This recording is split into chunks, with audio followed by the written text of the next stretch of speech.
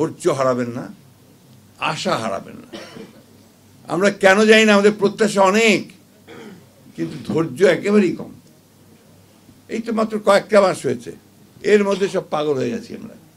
এবং দেখেন আমাদের এই সরকার অনেক ভুল ত্রুটি করছে, ভুল তো করবেই, তারা সরকারে ছিল না, রাজনীতি করেনি, রাজনীতির বিশেষজ্ঞ তারা অতটা জানেও না, বোঝেও না, তাই না?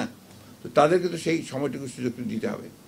প্রতিদিন আপনার এখন বার হচ্ছে আপনার মিছিল, দাবি দাওয়া সব বেড়ে গেছে। একদিন কোথায় ছিলে বাবা? তখন তো একটা কথা বলার সুযোগ, সাহসও কেউ পাও নাই, একটা কথা বলার সুযোগ কেউ পাও নাই, সাহসও পাও নাই।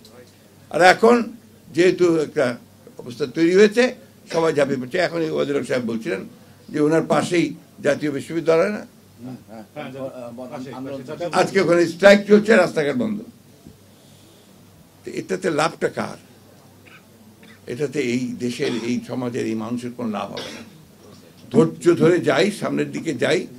অনেক ত্রুটি আছে, আমি বিশ্বাস করব, তো অনেক ত্রুটি তো তারা নিয়ে এসছে, একটা জঞ্জালের মধ্যে এসছে, একেবারে ধ্বংসপ্রাপ্ত জঞ্জাল।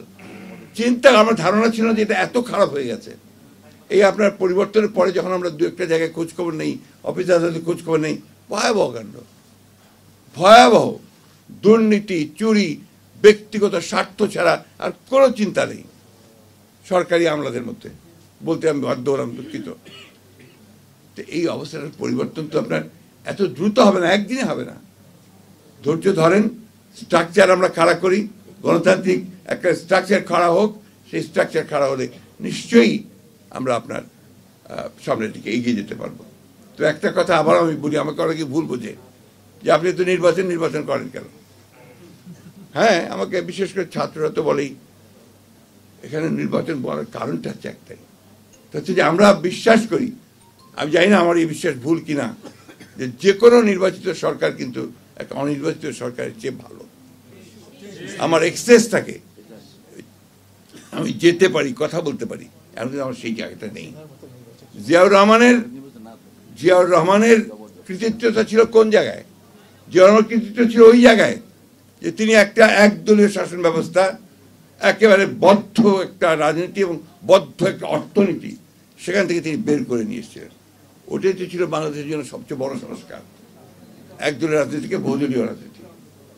একটা ভ্রান্ত সমাজতান্ত্রিক অর্থনীতি থেকে তিনি একটা মিশ্র এবং মুক্ত বাজার অর্থনীতির দিকে নিয়ে এসেছিলেন।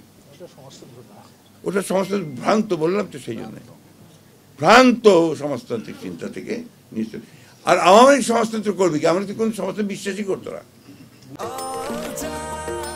নিশ্চিন্তে খান স্বাস্থ্যকর অল টাইম পান, অল টাইম হেলদি লাইফ।